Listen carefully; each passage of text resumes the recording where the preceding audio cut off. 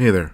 So, if you haven't noticed yet, the Hive released a new update, in case you haven't seen the big statue in the lobby, in case you haven't heard all the talk about it, even in case you've just been living under a rock entirely. Now, although I do feel like this update is pretty alright, pretty okay, I do feel like there are things that they could probably change or make better or add to.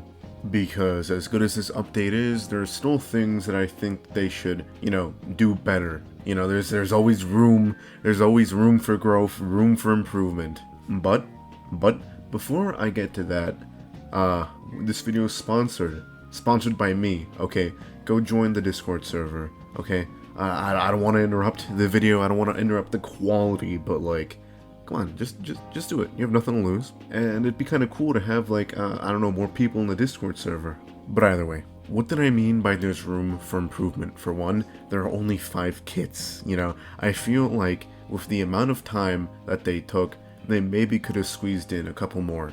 But there is actually an announcement in the Hive's Discord server, in like their updates, channel, where they're talking about adding more to this update. Which, hey, I think that's completely good. I think that's actually pretty epic, not gonna lie. But if they're gonna be adding more kits to Hive, I kind of feel like we should go over the kits that there are right now. First one being the Voidwalker. Now, I feel like this kit's kind of overpowered, just a little bit.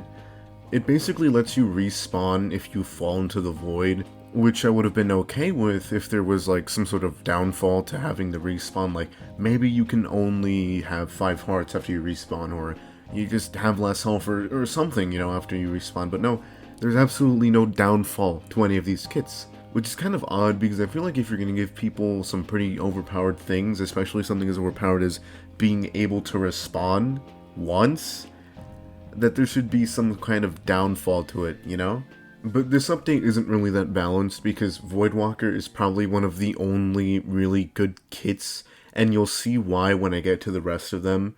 Another kit that we have is the Baller, which as soon as I saw this one, I instinctively just went towards it because I said, yo guys, I'm about to become a baller, and then I was disappointed because I had 6 snowballs in my inventory when I started off.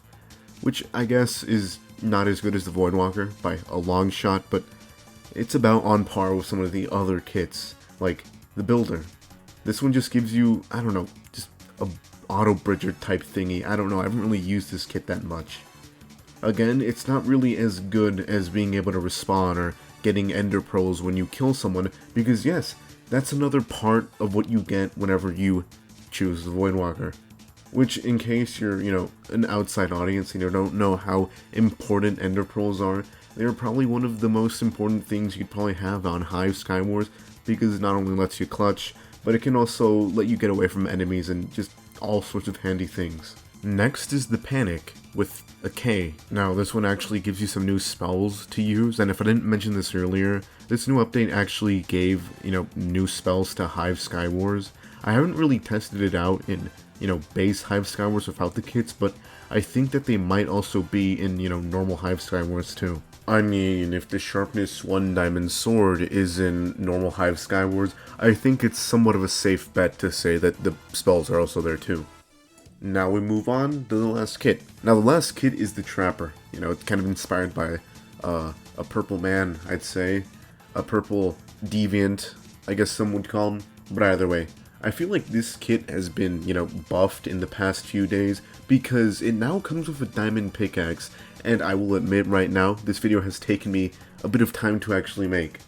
But that's besides the point. Now this kit will also give you a Book of Invisibility every 20 seconds, which, hey, I'd say it's okay. I don't really use this kit a lot, but I do say that having the diamond pickaxe instead of an iron pickaxe is certainly really, really helpful. And I mean, I don't really need to explain why mining faster is helpful.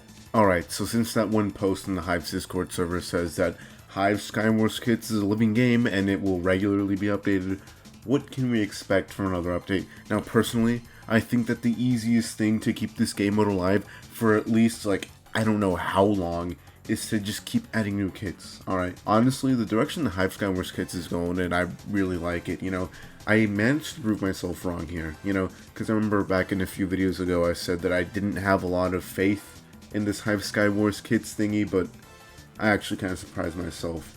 Although it's okay now, I definitely see a lot of potential for this thing to go somewhere.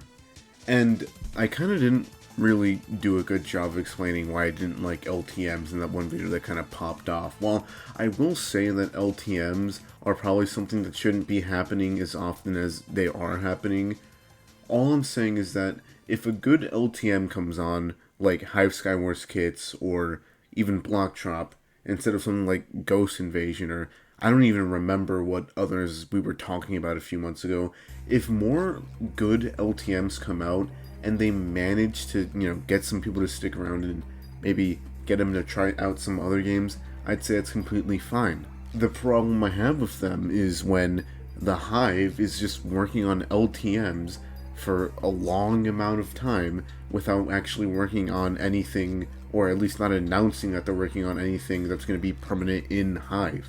With Hive Skywars kits, I feel like they sort of struck that balance between stuff for new players and stuff for old players to do. For one, they raised the level cap from 40 to 75, so that one challenge I was doing of getting to level 40 without Hive Plus might be a lot harder now, because, max level's now 75.